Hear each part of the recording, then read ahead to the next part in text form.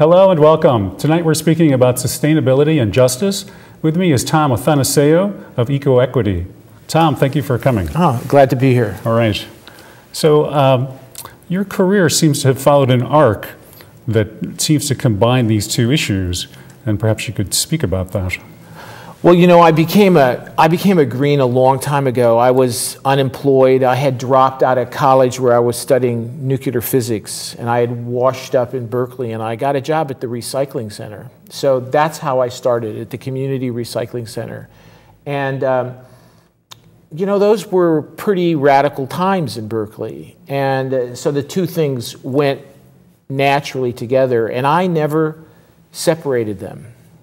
I never made a career in the environmental movement because I couldn't find a place in it. I was frankly unmoved by what I call sometimes techno-legislative environmentalism. It didn't do anything for me.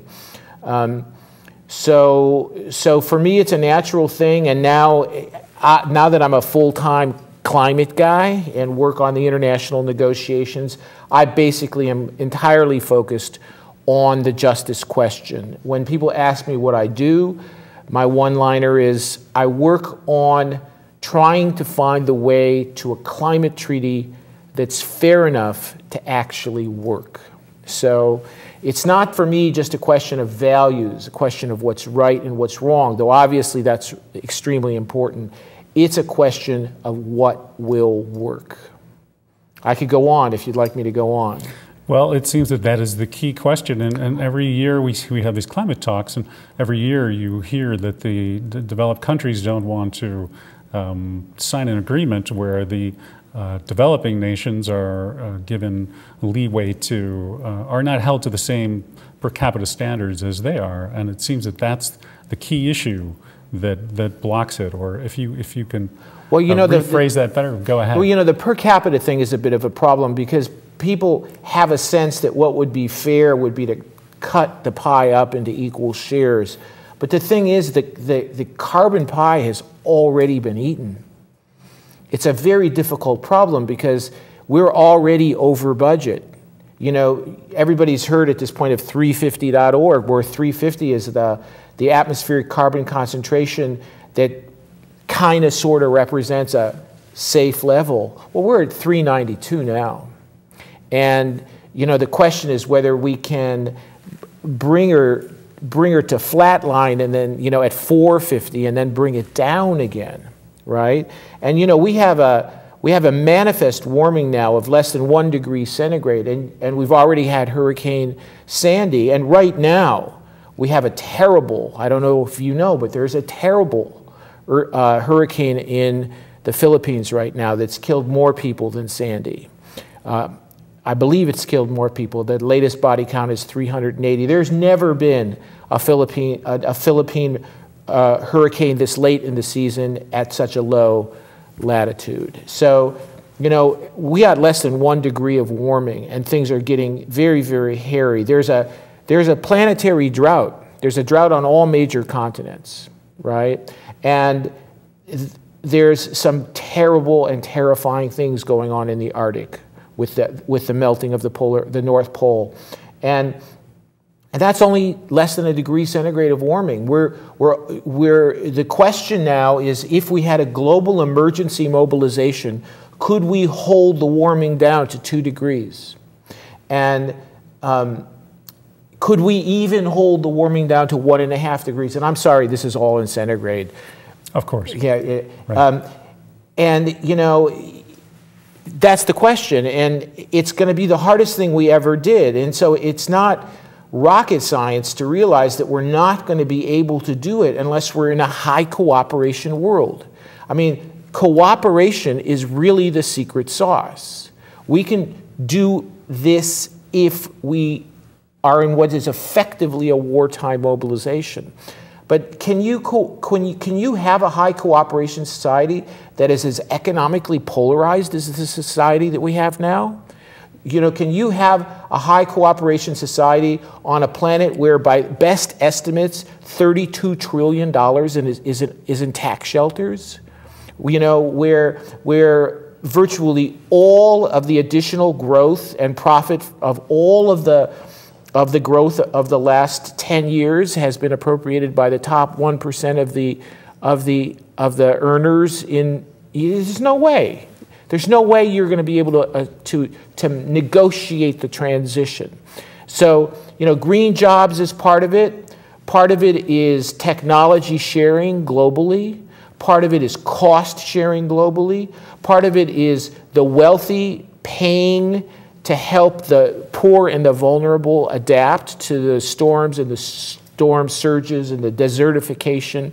And part of it, to tell you where we're at in all this, is about what's now called loss and damage, which is that even in the best case scenario now, where we had a global emergency mobilization and we had a high adaptation world and a high resilience world and all those great things that the local greenies love to talk about, building up resilience, there's still going to be vast areas of the planet that are no longer inhabitable. And, what do we do for those people? Is everybody on their own? It's kind of sort of like the Democratic and the Republican conventions. The message of the Republican convention was, we're the job creators, everybody else is a parasite. And the message of the Democratic convention, which I was surprised by how good it was we're all in it together. So when I talk about equity, I'm not just talking about something like, sharing because sharing is good. I'm talking about a hard-nosed appraisal of a very terrifying situation and a judgment that I'm not hardly the only person who has reached this conclusion, that we're going to have a much fairer world or we're not going to be able to negotiate the transition. Punto. That's basically what it comes down to. You graph these things out. So you graph out, your graphs show per capita economic transactions for, let's say, the US.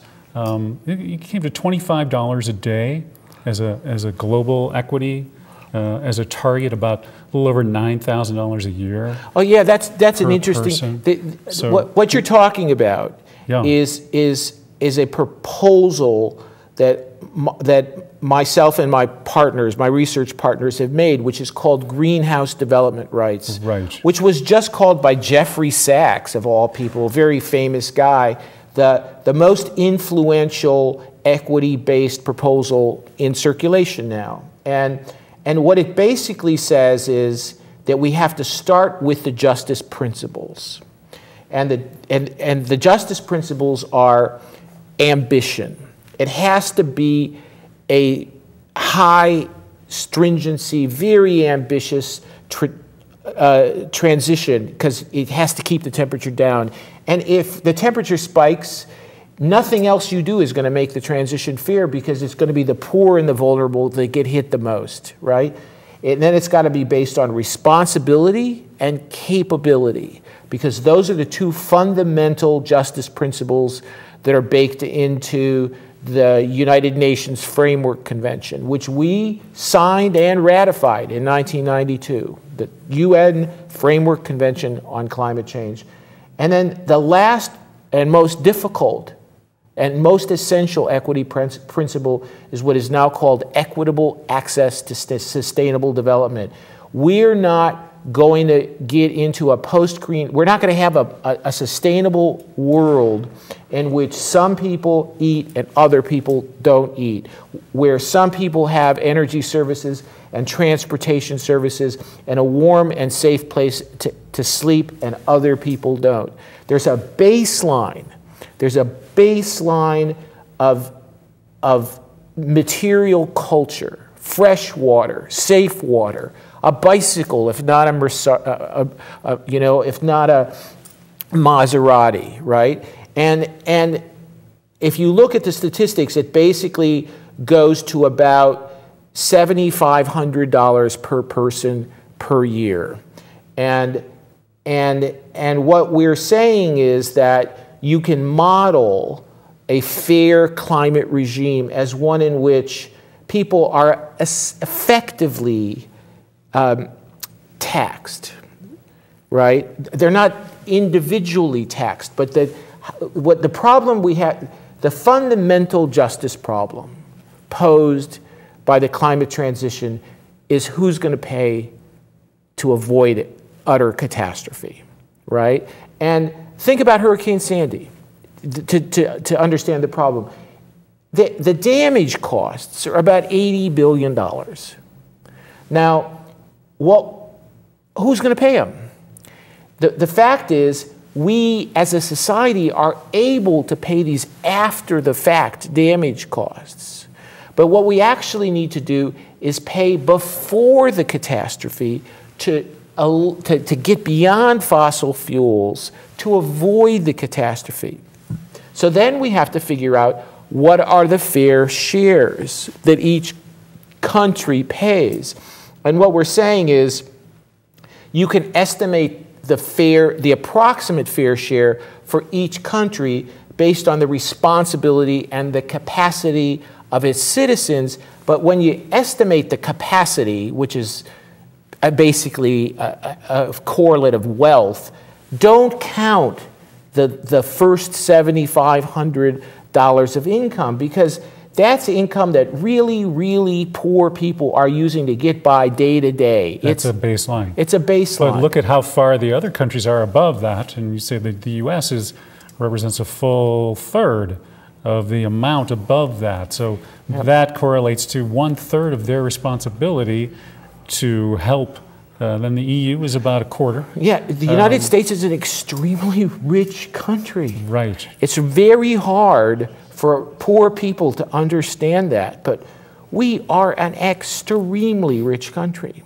You know, we can afford to pay our share of the global costs of the transition, but it shouldn't be the poor people in the United States that are paying the U.S.'s share. It should be the rich people in the United States that are paying the U.S.'s share. And similarly, the poor people in China shouldn't have to pay, but China should have a responsibility and capacity that is a function of the wealth and responsibility of its elite classes. Now, its elite classes are not nearly as large as our elite classes, but they do exist, right? Even in India, which is an extremely poor country, even compared to China, there is a small number of people who have a lot of money.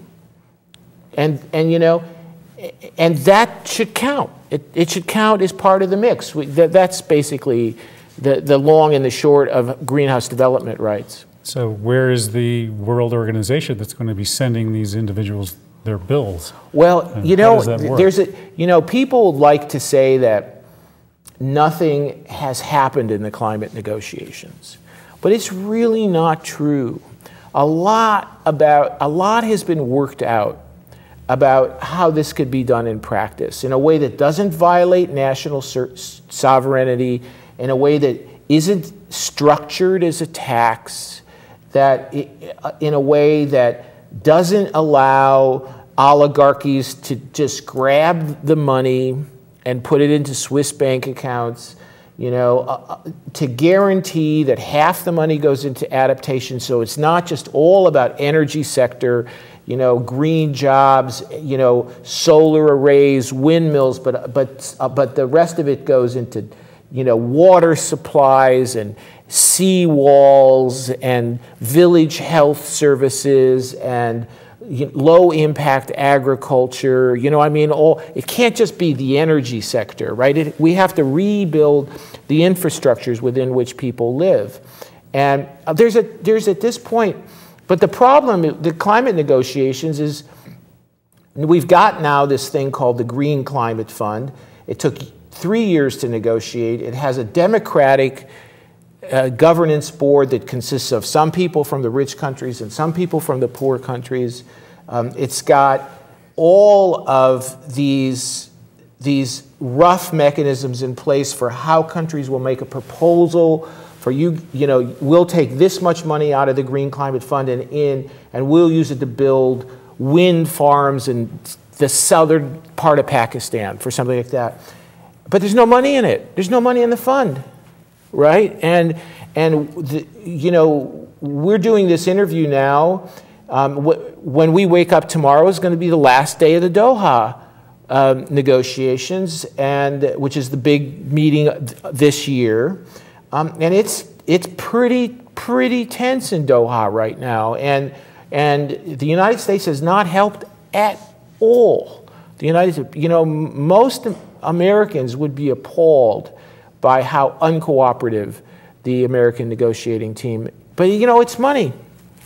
The Obama people are terrified of the Republicans. Why? He's a lame duck president. What's he got to lose? Oh, because it has to do with us being obligated to send money to other parts of the world, and the United States has never tolerated international. I mean, look, we just refused to sign the United Nations Treaty on Disability Rights 2 days ago. Right. Right? And that treaty is modeled on an American law, the Americans for Disabilities Act. And it's so hypothetical. The stuff that Santorum came up with, who led the charge against the ratification of the Disability Treaty, the stuff that he came up with, it's so hypothetical. It's so phantasmagoric in terms of fears of this world government. You know, they just cook this stuff up. They talk about America leading the world. I know. You know, that's a good point. That's a really good... How can they talk about America leading the world? You know, it's a good point, because you would think if you were an American patriot, you would think if you were a conservative that you would be a patriot. And you would think that if you were a patriot and you would want to defend the interests of your country in this chaotic 21st century greenhouse world, and you would think that you would be rational enough to admit to yourself that the only way you could defend those interests is by helping to solve the problem, leading the world to a solution to the problem, right? You know, as Naomi Klein points out so well, it seems that you know, the whole modus operandi of the globalization is to deny the problem, and that, you know, globalization, its whole ethos is all around, you know, shipping fruits around the country, and you know, that all of this is just anathema to the global economy. So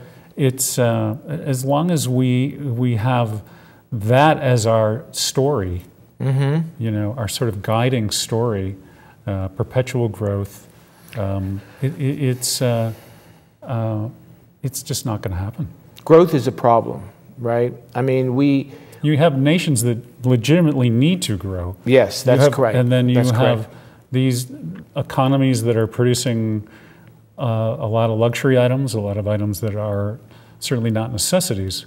And so what you're talking about is for the developed countries to acknowledge these things, acknowledge their responsibility, and to allow the developing countries room. So it's so key to actually reduce total emissions while allowing these developing countries to get to $75 per day a person. You know, it's important to stipulate in that I'm not talking about the expropriation of the rich, right? Why not? Because it isn't necessary. I'm only talking about saving the world, or more precisely, saving human civilization, right? It might only cost, let's say, hypothetically, real numbers, rough numbers, say it cost us $1 trillion a year for 50 years to save human civilization. Let's just say. So my first question to you is, would it be worth it? You know, we're also going to save the corals and and you know, and the rainforest. So maybe we could count that too, even if you're not a fan of human civilization, right? These numbers are all are abstractions. Yeah, but the point is, you know, you're balancing an abstraction against the natural world, and right. But so it's the answer is obviously yes. Yes. Yes, we obviously should pay for it. But then the question is, how do we do it, right? And the point, and this is also a point that Naomi makes, is that the right wing knows what's at stake. You know, people on the left are very timid, and they talk about this as being a question of values and a question of, you know, loving Mother Earth or whatever. I mean, I shouldn't trivialize this, but there's still a lot of that stuff going around. But the right knows what's at stake. From the very beginning, when The Limits to Growth was published in 1971, the neoclassical economists knew that if there were indeed limits to growth, it was going to require economic distribution. So to be very precise and to sort of jump to the chase, the problem is not that saving human civilization would be too expensive. We have the money, the science, the technology, and just barely the time to do it. The problem is we cannot do it without a significant amount of economic redistribution. And political will. And political will that is a pretty high level of political will, because sustained over generations. Right. That's a long shot. Well, you know, the thing is, if we actually began a sustainability transition, an honest to God, real sustainability transition, people's lives would improve. So there would be a huge constituency for continuing it. If you believe the techno-optimists, and there's a lot of reasons to believe them within limits, it wouldn't actually cost that much once we started getting the prices right, and we were just getting rid of old capital, bulldozing old capital, old coal plants and stuff that really should have never been built in the first place. If you price it all properly, it's not actually going to cost that much. It's just that there's going to be losers, right? And the losers have a lot of political power. You know, one thing in terms of situating this conversation in time is that this is only a month now since the Do the Math tour was launched by 350 and McKibben and all the rest of the great people working on that project. And they're focused on universities? Well, they're focused on focused on divestment from universities of the oil companies of fossil stocks. And Naomi's putting it very well. But the thing about it is, but what I'm just saying is that to show you why this could very well be something that could be sustained over generations. That's what we're staying with. Yes. That, right? Which is that they look at the same elephant, but they're looking at a different side of the elephant, right? And the side of the elephant they're looking at is that there is this gigantic cartel which has got its tentacles around human civilization. And for lack of a better term, let's call it the fossil fuel cartel. And it's the Plutarchs. And it's countries and it's companies, right? And we're all implicated in its operation because we're all dependent on its infrastructure, right? And if we allow it to do what it needs to do in order to be maximally profitable, we are toast, because the oil companies already have enough coal and oil on their books to blow us so far past 2 degrees. 5 times more. According to that set of numbers. There's another set of numbers that were just released 2 weeks ago by the International Energy Agency that has it as only being 3 times. But, you know, still, who's counting, right?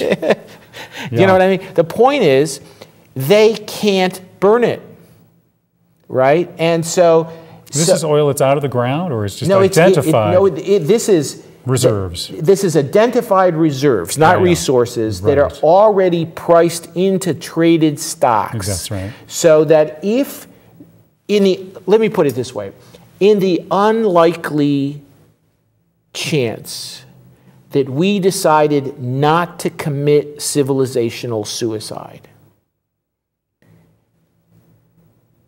it would cause a crash in fossil stocks. So they actually have a baked-in interest in civilizational suicide. Yes. They have to do it. Interesting. You see so actually, divesting yourself could be a smart move, because those stocks could crash. Oh yeah, they're going to crash. They're going to crash. We just don't know when. Timing is everything in investments, right? Right. We just don't know when they're going to crash. And so my point, though, is that this climate treaty, fair shares, negotiations, national sovereignty, international taxation, how the hell are we going to pay for and coordinate a global transition in a context where the world is divided between the rich and the poor? Problem is over here.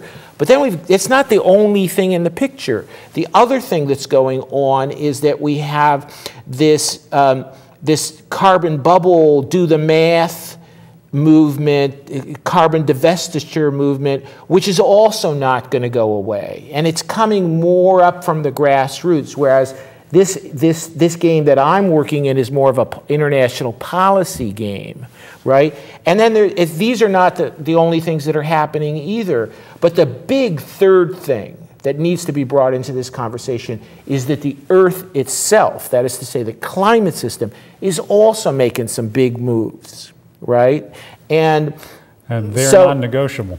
And they're absolutely non-negotiable. And this whole dynamic is in play now. And so I would just hesitate to say that we can't get our arms around it, that we're not going to be able to deal with this situation. Well, then you're more optimistic than you were. Well, I think this question of, I've become convinced. I work with a lot of religious people because I work on the question of climate equity, and for historical reasons, a lot of the people who believe in justice also believe in God, and I don't have a problem with that, So eco-equity was spun up just before COP6, so that was 12 years ago, with the goal of trying to bring the international climate justice debate into the United States. And we still haven't done a very good job with that. The truth of the matter is that we've been very busy now for over 10 years, but almost all the work we've done is international.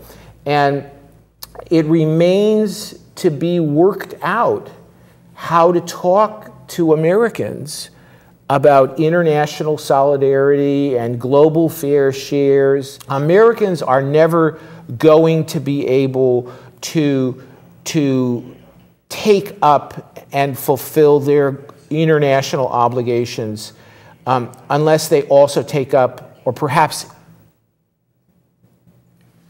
have already taken up, their obligations to each other. And it's a new era now.